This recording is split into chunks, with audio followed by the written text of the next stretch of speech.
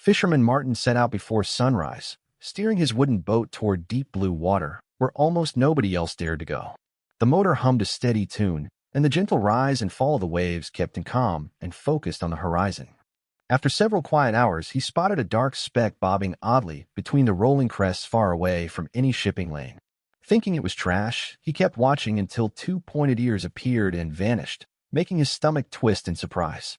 A German shepherd was swimming in circles, fighting to stay afloat in water more than 100 miles from land. Martin cut the engine and tossed a bright orange life ring tied to a thick rope, praying the dog still had strength. The desperate animal bit the ring instantly, paddling hard while Martin hauled hand over hand, arms burning with effort. He lowered a ramp fashioned from netting, letting the soaked dog scramble aboard and collapse against the deck planks. Golden eyes full of gratitude met his own, and Martin rubbed the trembling shoulders, shocked at the dog's impossible journey. Checking the chart, he realized he was 135 miles offshore, farther than most small boats ever risk sailing. The shepherd's ribs showed under wet fur, yet the tail thumped bravely, refusing to show fear despite exhaustion. Martin poured fresh water into a bowl. The dog drank slowly, polite even while panting, as if trained for duty. Around its neck hung a battered gray harness with torn patches and a metal tag stamped with half-erased numbers. The word rescue was barely visible, hinting that this swimmer once worked beside people in dangerous places. Martin's radio produced only static, so he decided to keep the dog safe until he understood what had happened. He spread a canvas sack for bedding, and the dog curled up, sighing softly while salty droplets fell from its muzzle.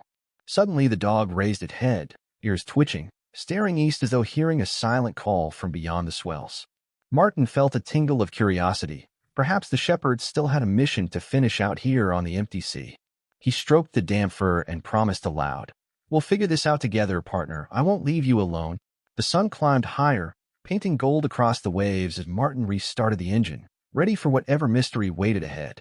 The boat eased forward while the shepherd, still weak, crawled to the bow and pointed its nose toward a patch of dark clouds. Martin checked his fuel gauge. He had enough to head straight home, yet the dog's sharp gaze begged him to follow. Trusting the strange partnership, he adjusted course, letting the animal's body language steer like an instinctive compass. A metallic scent drifted on the breeze, hinting it spilled fuel or scorched wiring somewhere beyond the gray horizon. Minutes later, jagged wreckage shimmered on the surface, a curved panel of steel covered in rivets and scorch marks. The dog let out short, urgent barks, nails scrabbling on the deck as if urging Martin to get closer. As they arrived, he recognized the wall of a survival capsule torn from a larger craft, cables dangling like seaweed. Faded red letters showed only fragments of a logo, and Martin recalled news of a research helicopter lost 3 days earlier. He tied his boat to the floating metal and listened. Deep inside came a faint tapping, more hopeful than a howling wind. Grabbing a pry bar, he wedged it into a warp seam while the shepherd pressed beside him, muscles tense, eyes fixed on the hatch. Rusted bolts snapped and the panel creaked open, releasing stale air that smelled of oil and fear. Inside, a woman in a cracked helmet hung upside down, strapped to a broken seat, conscious but barely able to speak. Her name was Dr. Claudia Jimenez, part of the Aurora project studying weather patterns over open water, and she needed help fast. Martin and the shepherd hauled her out, laying her gently on a folded tarp while waves slapped against the hull. She whispered that 2 colleagues had been with her, a systems engineer and the pilot, each ejected in separate pods. Thunder rumbled, and Martin's instinct said head for shore, yet Dr. Jimenez begged him to search for the others first. The shepherd barked once, decisive, and Martin realized turning back would betray both dog and duty. He restarted the engine, eyes scanning for any sign, bright life jackets, floating debris, or flares swallowed by clouds. Guided by the dog's nose, they zigzagged through choppy water, timing each swell to keep the small boat stable. Hope flickered like lightning ahead as a deflated life raft spun helplessly in the growing wind. Martin hooked the raft with a boat hook while the shepherd leaped inside, checking for life with surprising gentleness. Beneath a tangle of fabric lay Captain Ramos, unconscious but breathing, one arm wedged beneath a splintered bench. Together, man and dog dragged the pilot onto the fishing boat, placing him beside Dr. Jimenez under a scrap of sailcloth. Storm clouds gathered overhead, the sky turning charcoal as sharp raindrops hammered the deck like thrown pebbles. With fuel dwindling, Martin set a direct course west, hoping to outrun the worst of the weather. Dr. Jimenez stroked the shepherd's collar, whispering his name was Thor, and he had jumped from the helicopter to protect them. Lightning flashed and Thor remained steady, eyes forward, trained for crisis beyond ordinary obedience school. The radio inside the capsule was waterproof and intact. Martin wired it to his antenna and sent a mayday with exact coordinates. Static crackled before a distant Coast Guard station answered, promising to dispatch a patrol boat into the storm's edge. A towering wave appeared. Thor lunged toward the wheel, bracing his weight as Martin swung the bow straight into the crest. Water flooded the scuppers, but the boat stayed upright, proving grit paired with quick thinking can outlast nature's fury. Dr. Jimenez tightened straps around Captain Ramos, keeping him secure as another wave hammered the stern. Martin's arms shook from strain, yet seeing Thor's fearless stance filled him with fresh strength he did not know he possessed. After an hour, a flashing blue beacon pierced the rain curtain, the patrol cutter sprinting toward them like a guardian angel. Rescuers threw lines and carefully lifted the injured scientists onto stretchers, praising Martin's bravery through wind-blasted megaphones. Officers grinned in amazement when Thor padded calmly across the gangway, tail wagging though every hair was drenched. A medic scanned the dog and laughed, declaring his heartbeat steadier than most humans after such an ordeal. Safe aboard, Martin finally released the breath he'd held since dawn, eyes stinging with salty rain and thankful tears. The cutter roared toward port, and Thor leaned against his leg, silent promise that the ordeal had forged an unbreakable bond. Somewhere in the dark stern wake, the storm's roar faded, replaced by a shared certainty that courage would carry them through. The patrol boat reached San Miguel Harbor after midnight, its spotlights sweeping docks crowded with anxious paramedics and flashing cameras. Stretchers rolled across wet planks, Dr. Jimenez and Captain Ramos both giving weak thumbs up beneath silver blankets. Reporters surged forward, microphones raised, eager to capture every detail of the unbelievable open-sea rescue. Martin held Thor's rope leash, shielding him from blinding flashes the dog tolerated with calm dignity. A veterinarian inspected Thor on the pier and announced he was dehydrated yet remarkably healthy for a swimmer of marathons. Video of the shepherd floating alone 135 miles offshore aired nationwide, viewers gasping at each replay. People dubbed him Iron Paws and launched fundraisers to support maritime animal rescue programs. The research agency formally retired Thor with highest honors, presenting a silver medallion shaped like a wave and paw print. When officials suggested returning him to a training center, Thor stepped behind Martin's legs and rumbled a gentle growl. Laughter rippled, and Martin knelt to ask if Thor wanted to stay. A single joyful tail wag gave the answer. Paperwork named Martin guardian and outreach partner for future sea safety missions. Local fishermen lined the quay at dawn, horns blaring, celebrating the unlikely duo who turned a normal workday into legend. Children painted banners reading, "Thank you, Thor," hanging them on boats like colorful sails. Donations poured in, enough to repair Martin's aging craft and buy modern navigation gear bearing the dog's paw logo. Under string lights that evening, Martin told the story live on television, speaking plainly so kids everywhere could understand courage. Thor sat beside him, ears perked, sometimes pressing a paw on Martin's boot as if prompting the next chapter. Viewers sent messages describing how the tale taught them kindness, teamwork, and listening when someone or some dog needs help. Martin thanked the sea for bringing Thor into his life, vowing to honor that gift whenever waves whispered danger. Broadcast finished. Man and dog walked home beneath soft stars, ready for peaceful sleep after a day that changed everything. In the hush of night, gulls cried overhead, but Thor's steady breathing promised the dawn would come safe and bright. Weeks passed, and Thor became a familiar sight trotting the pier at sunrise, nose lifted to greet gulls riding the wind. Martin discovered letters from children worldwide who drew comics starring Thor saving whales, sailors, and even pirates. The Coast Guard invited the pair to demonstrations where Thor showed water rescue skills, delighting crowds and raising funds for shelters. At each event, Martin reminded listeners that anyone can be a hero by simply refusing to walk away when help is needed.